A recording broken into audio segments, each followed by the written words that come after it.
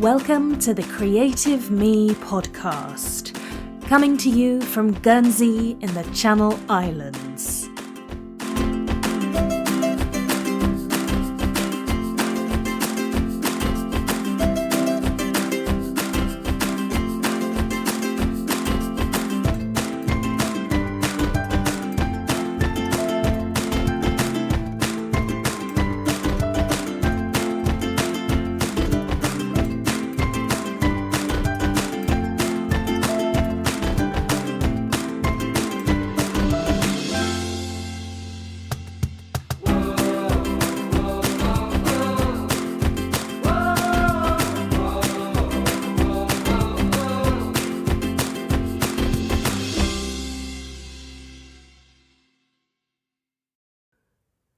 Hello and welcome to episode 27 of the Creative Me podcast. Before we get started with today's show, I've got two things to mention. The first is that I've started a brand new Facebook group.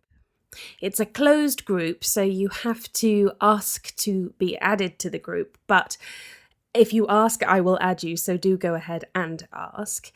The group is called the Light Bulb Club, and it's aimed at creative business owners, entrepreneurs, and bloggers. And it's a safe space to talk about the challenges you face in your business, ask for feedback and advice, and basically share all the good stuff.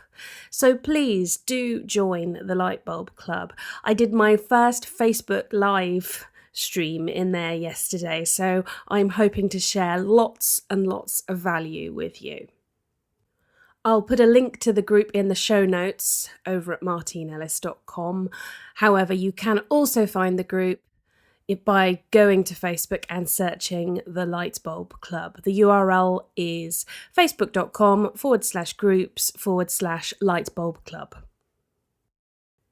In other news, I launched a brand new service this week called Fast Feedback for Busy Bloggers. It's a blog feedback service. So basically what happens is if you are a blogger and you want to work on improving your blog, you contact me. I send you a questionnaire to find out exactly what you're looking to improve. And then I take a look at your blog and I video the whole process. So you get to see me as a new-ish visitor to your blog, navigating it, talking about areas for development, looking at what's particularly good on the blog, and giving you feedback on any specific areas you request in your questionnaire. And then what you get is lifetime access to the video feedback. It'll be a minimum of 15 minutes worth of feedback. And I also follow it up with an action plan and links to any resources I mention in the video and that sort of thing. You can also have an email exchange with me where you have an opportunity to ask any questions about the feedback that I've provided. So just in case you require any clarification or you want some further advice. So it's a brand new service I've launched. I've beta tested it with a couple of users and they've been really pleased with the feedback that I've given them. So do hop over to martinellis.com/busy-bloggers. I'll put a link on the show notes for you as well. There is a special offer going on whereby you can get a reduced price. Well, it's not so much a reduced price. I will be putting the prices up at the end of January. So if you'd like to have a go with this new product, new service, now's the time to book. Okay, let's get on with the show. Today I want to talk to you about planning content. I'll be honest, it's not the sexiest subject in the world, but this year I have made an extra special effort to plan all the content I produce, and I am already noticing the benefits.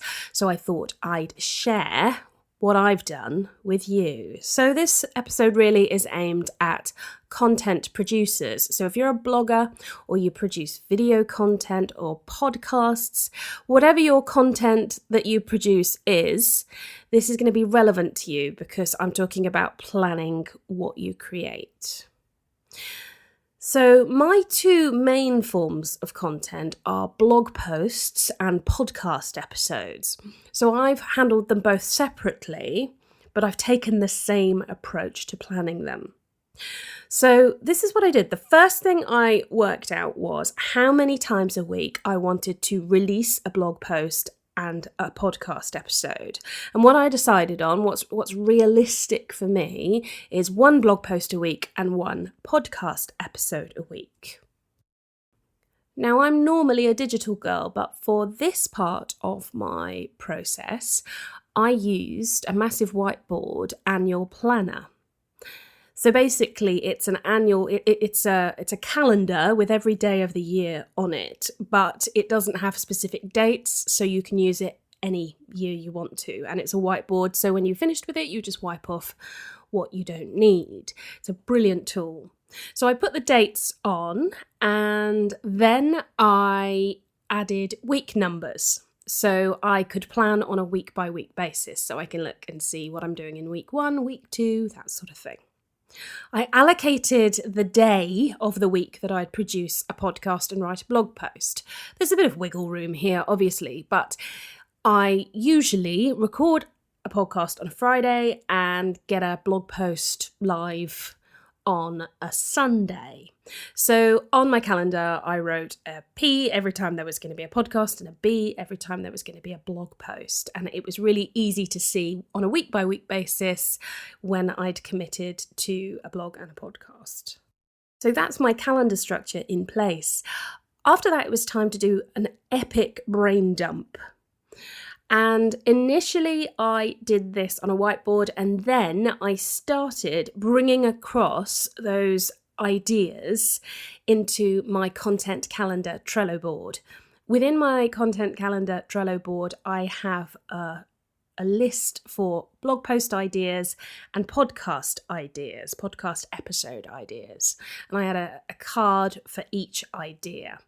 And going from the whiteboard brain dump to the individual cards that could be blog or podcast topics, there was a bit of time to refine the topic a little bit. At this stage, I'm not coming up with a proper headline for either the blog post or the podcast episode. I'm just putting the essence of the idea down. But still, going from the whiteboard to the list in my Trello board, there was time to do a bit of refinement. With very little effort, I was able to come up with a good sort of 30 or 40 topics that could either work as blog posts or podcast episodes, or indeed both. You know, I did a podcast episode quite recently about Inbox Zero. And I think it was a great introduction via a podcast episode. However, I absolutely intend to follow it up with a blog post because I think it lends itself well to being repurposed. So, you know, I'm coming up with all these ideas, but some of them will translate to both a podcast episode and a blog really well. So I have this massive list of ideas in my Trello board. Now, you don't have to use Trello, of course. You can use any project management type platform for your content calendar that you want to. However, if you are a visual person and you like using technology, I do recommend Trello. In fact, I have a template content calendar that you're very welcome to use, and I'll make sure there's a link to that in the show notes. After I'd got these topic ideas down, I started assigning them to specific weeks. Now, the way I do this is I have a list for podcast episodes and I have a list for blog posts. So I created a card for week 1, week 2, week 3, week 4, week 5, and so on. And I added kind of rough outline titles for each blog post and podcast episodes. Obviously, these are going to be changed a bit later on down the line. I run all of my titles for blog posts and podcast episodes through the CoSchedule headline analyzer, just to make sure that they've got decent SEO value and that they are also the right sort of length and that they're particularly appealing. So this is like a working title that I've allocated. But if you can visualize it, I've got a list for the podcast, a list for the blog post, and within that list I've got an entry for week 1, week 2, week 3, week 4, week 5, week 6, and so on. Now, these topics are not set in stone in the slightest, and what I should possibly add is that if you tend to produce content that relates to a certain season or a certain time of year, you might want to build out these ideas first. That's not an issue for me, so I just did a basic brain dump and then started allocating the ideas in the order that I wanted to produce them. But they can be easily moved around. That's absolutely no hassle at all. And it might be that something crops up that I want to blog or podcast about immediately. And if that's the case, that goes in the list, and I can either sort of bump the other ideas down or pull them out and put them back in my general area for blog and podcast ideas. So that's the approach I took to planning my content. Now, I haven't planned the whole year. I don't think that's a particularly good idea because invariably you're going to want to react to things going on in your niche when you're producing content. So I've planned out approximately half the year's worth of blog posts and about a quarter for the podcast. Now, the podcast, because it's only, roughly 10 minutes long and it's weekly, I think planning a little less on the podcast is a sensible idea because I do tend to, handle things that are happening right now in the podcast, whereas the blog is more evergreen content that people might refer back to on a regular basis for hints and tips and that sort of thing. So it seemed to make sense to do half a year for the blog and just do a quarter for the podcast. That being said, in a couple of months' time, I will do another ideas session, another brain dump, and start planning another couple of months' worth on both sides. So this isn't just a one-off thing that happens at the start of the year. This is something that I'll do a couple of times a year. To make this as seamless as possible, it's really important to keep like an ideas bin, or, I use Trello, so it'll be an ideas list.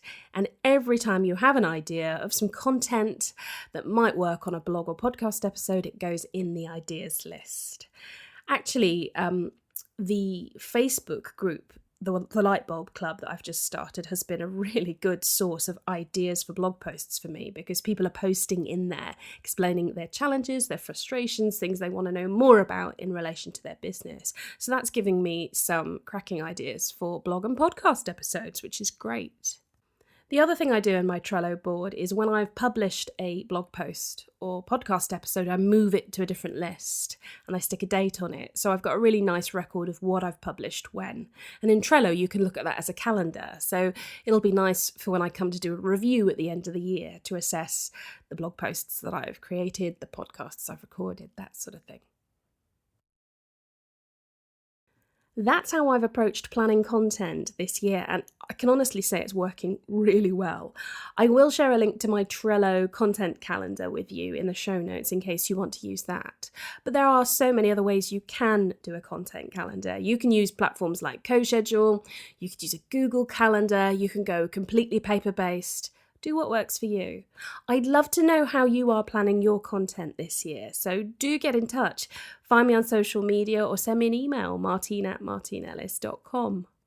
And of course, don't forget to join the Lightbulb Club on Facebook. That's it from me today. Thanks for tuning in. I hope you'll tune in next time.